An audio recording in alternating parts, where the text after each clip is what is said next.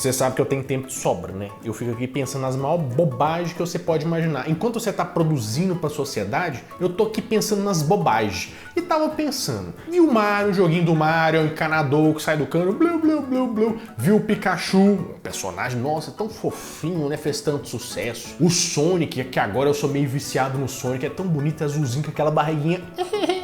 que você, né, dá vontade de você fazer um carinho. Mas aí eu vejo outros personagens, tipo assim, que eu já falei até aqui no canal, o Bubsy, personagem meio, né? Tem o Gecko, que é um personagem meio lagartão, mas não fez tanto sucesso assim. Tinha também o Aero The Acrobat, que é fofinho, mas estranho, não fez, parece que o trem não pegou. Sabe quando o negócio não pega direito? Pois é, por que será que tem personagens que fazem tanto sucesso e personagens meio que você... acho meio genérico. Indo ao museu, eu descobri o que aconteceu. A verdade é que não é nada de genialidade dessas empresas, não. Elas usam alguns subterfúgios dentro da sua cabeça para poder te enganar e te vender aquilo que você precisa comprar. Agora você ficou curioso, né? Até o final desse episódio, eu e você e a Barbarelando vamos criar um personagem de sucesso. Você duvida? Eu vou te mostrar como depois da vinheta.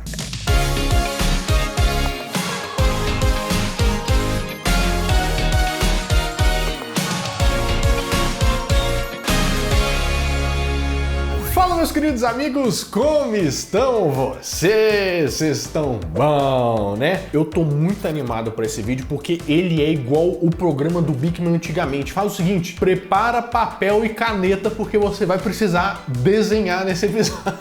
Tá preparado, Gabriela? Tô muito animada. Muito animada. Eu vou mostrar pra vocês. Eu tenho uma prancheta. Aqui tá minha prancheta. Vai sair o desenho, mas primeiro nós temos que entender como que eles fazem esse desenho.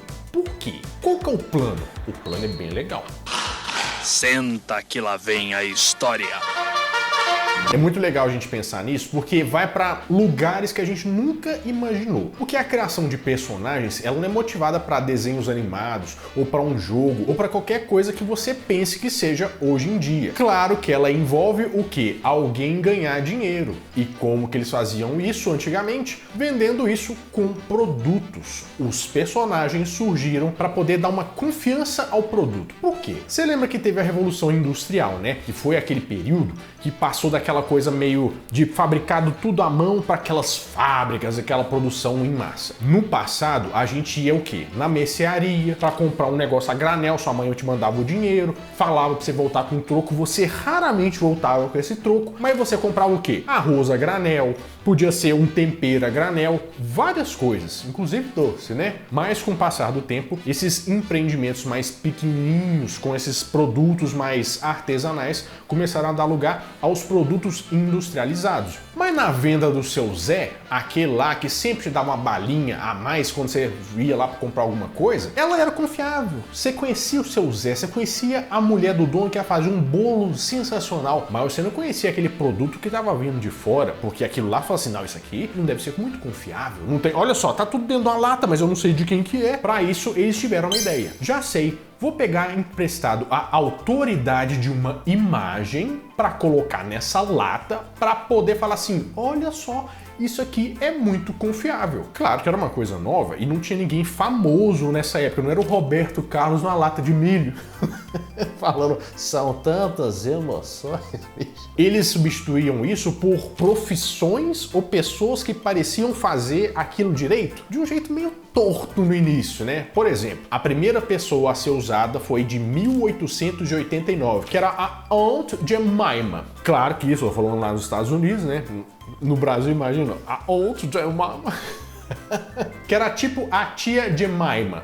Era uma tia, né? Era uma moça lá que eles colocaram. Sabe aquela moça que parecia que cozinhava bem na cabeça deles? Só que aí tem um problema da escravidão e tal, porque ela era meio que o estereótipo da mama. Mama, sabe o melhor jeito de vocês entenderem? Sabe a mulher do Tom e Jerry? Aquela mulher que fica lá, que fica na casa do Tom e Jerry, que aparece só as pernas dela, meia e tal? É o estereótipo da negra americana que era boa de cozinha. Então, eles vendiam lá a latinha com comida, falando assim, ó, isso aqui foi feito por ela. E para isso, eles pegaram a Nancy Green, que foi a primeira modelo, para eles desenharem por cima e colocar lá, aqui ó, a fotinha da Aunt Jemima. Aunt Jemima pancakes without her syrup is like the spring without the fall. Outro que saiu nesse início dos tempos foi o Bibedum. O Bibedum não parece o cara que fica no... Porque todo bairro tem um Bibedum que fica lá caindo, não tem? Mas não era o Bibedum, não era isso não. Bibedum era o bonequinho da Michelin, sabe aquele lá, aquele gordinho? Pois é, ele é de 1898. Na época ele era até um pouco meio cavernoso assim, sabe? Ele era feito de pneus de bicicleta, ele parecia meio que um gordinho mumificado, né?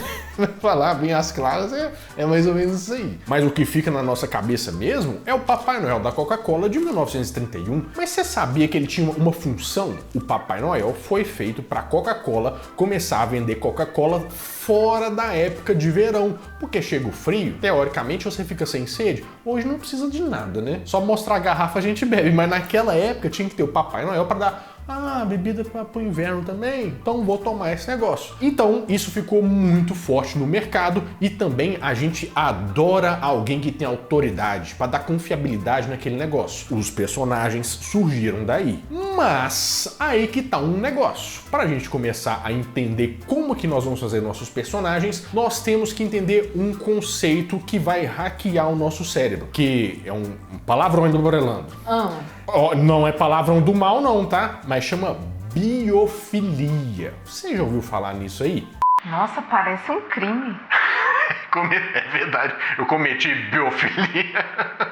Vou explicar pra você a ideia, tá? É assim, ó. Tem um cara que chamava Edward O. Wilson, que lá em 1984 tava lá estudando umas paradas, e sabe quando a pessoa tá no trono e ela começa a filosofar sobre a vida? Fala assim, nossa, é aquela teoria de ou no trono ou no boteco. É a hora onde vem as melhores ideias sobre a vida, né? Aquela, nossa, realmente, eu cheguei a um nirvana com essa concepção aqui. Ele percebeu o seguinte, sabe quando você tá na cidade, ouvindo aquele tanto de buzina, vovó, aquele pessoal assim, sai da frente, você tá maluco, meu? Aí acontece um monte de coisa, você chega em casa, você tá meio zureta, né? Tem gente que tem até, por exemplo, burnout, ou tem aqueles choques anafiláticos da mente, que fica meio doidão, e precisa, eu vou pro mato. Eu preciso descansar no meio do mato, porque o mato, ele realmente deixa a gente mais brando. E a verdade é que existem estudos que mostram que realmente ir para a natureza ou ver coisas naturais, elas deixam você muito mais calmo, porque as suas taxas lá dos hormônios, do estresse e tal, elas caem vertiginosamente. Diz até que pacientes, eles se recuperam de doenças 8,5% mais rápido do que pacientes que não foram expostos, por exemplo,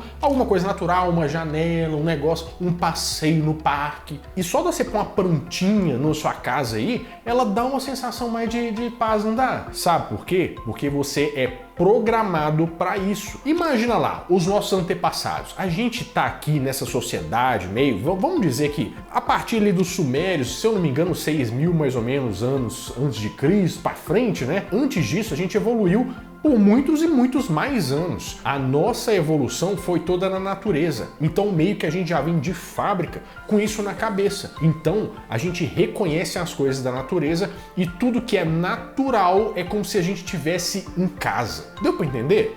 A gente se sente bem na natureza. Agora eu entendi! Beleza, então a gente já tá com um drive pré-montado pra gente poder reconhecer o que é natural, ok? Entendemos? Ok. Chegamos aqui? Beleza. Aí que entra a minha ida ao Museu de História Natural.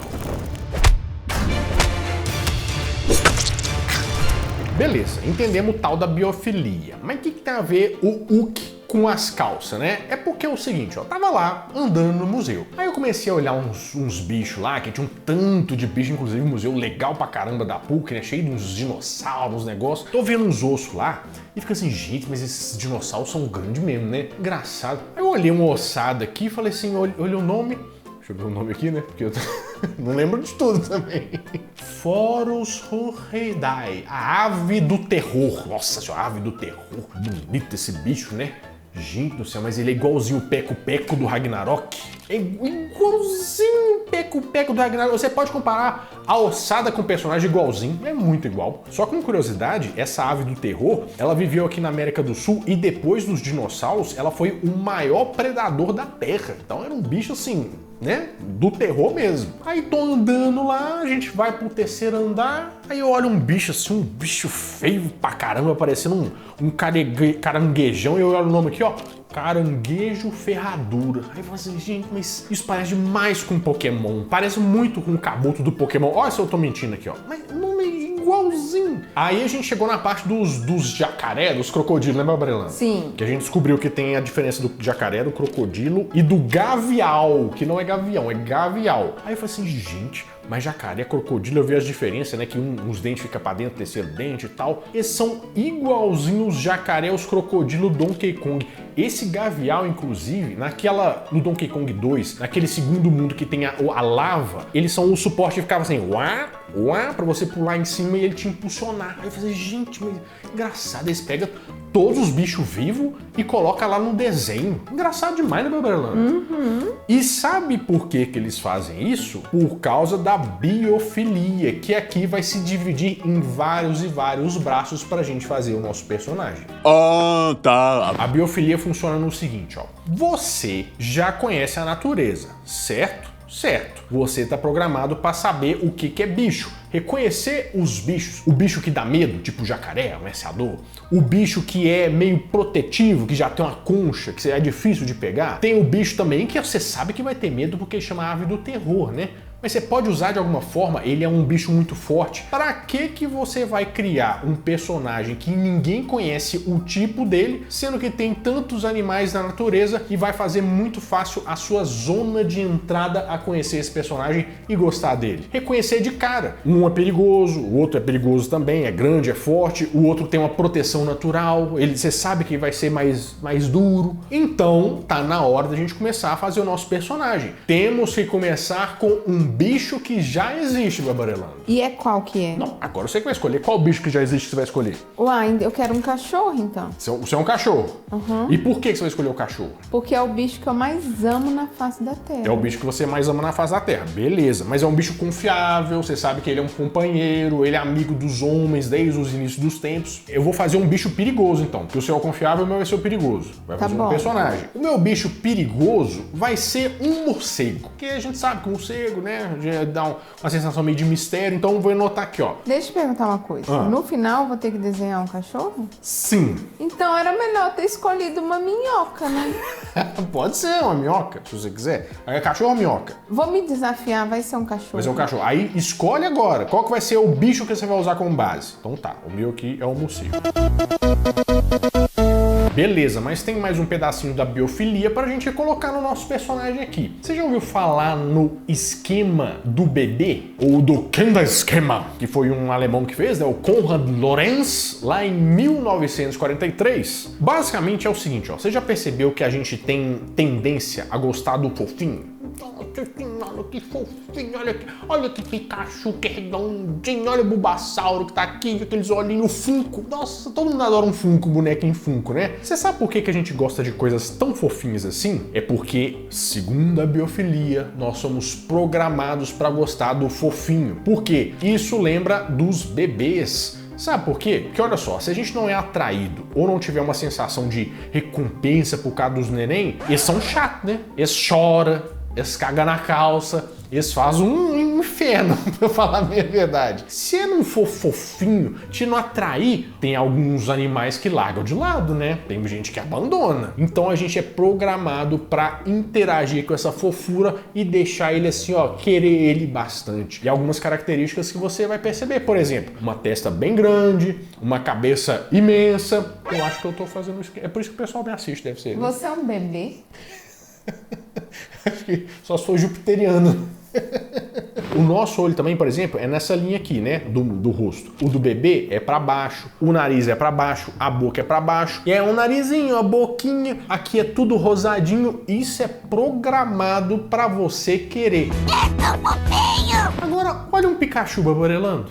Agora que você falou... Olha uma Jigglypuff babarelando. Nossa, é a mais fofinha de todas. Olha as bonecas Bratz babarelando. Ai, elas são lindas. Pois é, não é tudo muito fofinho? Dá vontade de se apertar. Os personagens são fofinhos exatamente por isso, para simular esse instinto que a gente tem com os bebês. Então tome nota, o nosso personagem tem que ser fofinho, com essas características que eu falei, fofinho. Está escrito aqui, ó, morcego, fofinho.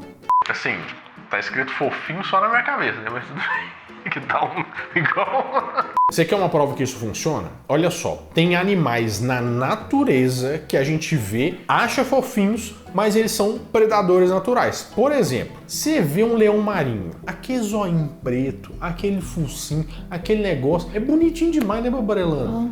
Mas aquele bicho, ele é do mal, ele é assassino, assim, ele é natural, né? Mas ele é um predador natural. Ele realmente não é muito bonzinho assim, não. O panda, nossa senhora, o panda bonitinho, aquele zóio pequenininho, mas que tem aquela mancha preta ao redor dos olhos, tudo bonitinho assim. Ele é muito territorialista, ele não deixa ninguém chegar perto, o bicho é danado. Mas seguindo mais uma característica pra gente usar, a gente já percebe que os personagens, normalmente, eles são feitos por formas. Você já percebeu isso? Aí, por exemplo, você lembra do Divertidamente? Que tem lá, tem as emoções, né? Aí tem a raiva, que é um quadradão assim. E tem, por exemplo, outros personagens, tipo vilões, o Jafar, o Hades do Hércules. Você já percebeu que cada um desses personagens é feito a partir de uma forma base? Por exemplo, os traços do Pikachu são redondinhos. Os da Jigglypuff também. Esses personagens são feitos a partir de formas básicas, porque essas formas básicas, mesmo que conscientemente a gente não perceba, elas trazem uma mensagem da biofilia.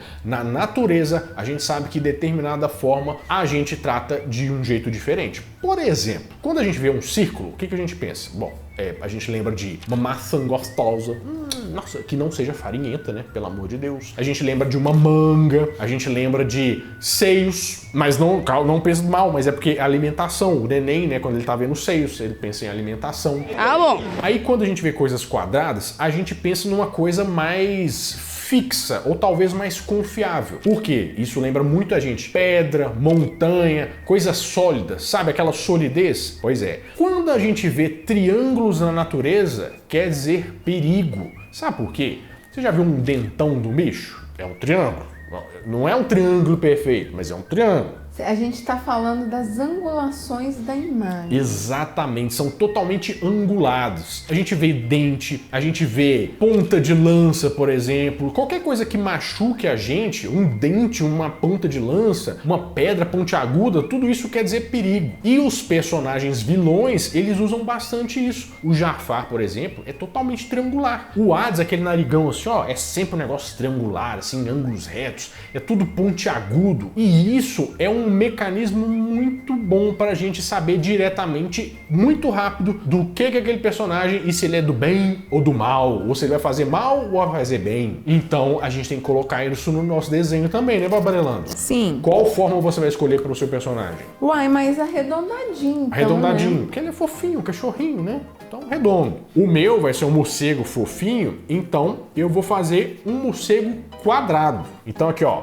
morcego, fofinho e quadrado. E você escreve o seu aí também. Vai ser o quê? Qual forma geométrica? Ele vai ser do mal? Pode ser um triângulo. Vamos lá. E nós estamos chegando lá. Nós estamos quase prontos para desenhar nosso personagem. Mas também existe a regra do 70-30. Essa é uma regra que a indústria conhece, principalmente a Disney, que foi quem criou, que com certeza vai fazer sentido. Olha só. Vamos supor que o meu personagem é um morcego. Mas o morcego, se ele quer ficar na cabeça da garotada, se ele precisa ser um personagem que marca, que não seja igual o Bubsy, ou que seja igual o Aero de Acrobat, ele precisa ter alguma coisa de diferente. Ele não pode ser só um morcego. 70% dele tem que ser de morcego, mas 30% dele tem que ser uma característica totalmente criativa em cima do morcego. Vamos dar um exemplo clássico? Tartarugas. Beleza. Elas são tartarugas. Mas as tartarugas que são lentas, que são meio...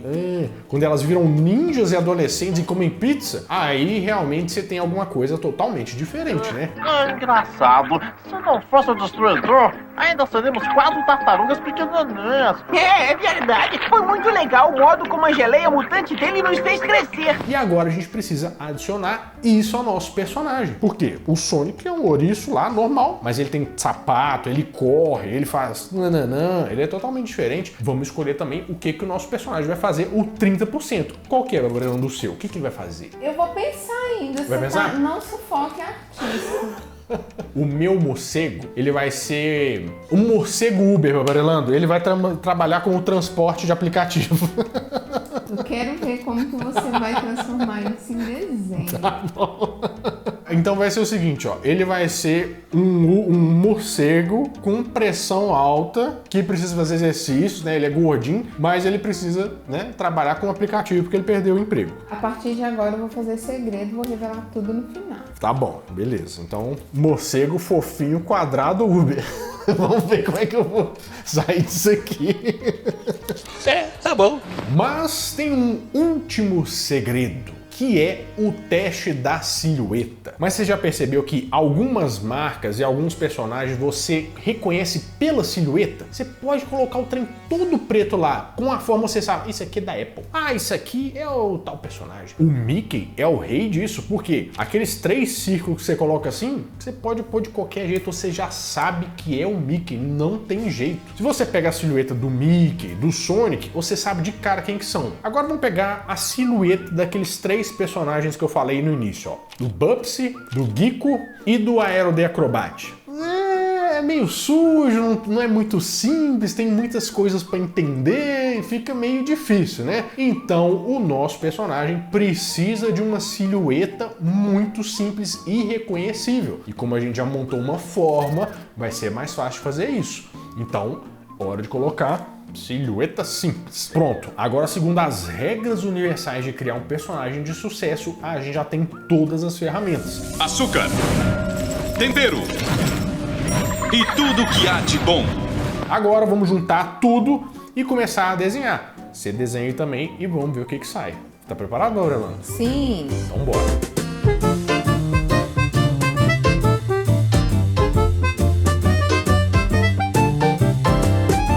2000 anos depois. Cadê, meu Aurelano? Terminou? Vamos mostrar um pro outro. Aham. Juntos. A gente vai contar até 3. Tá bom. 1, 2, 3 e já.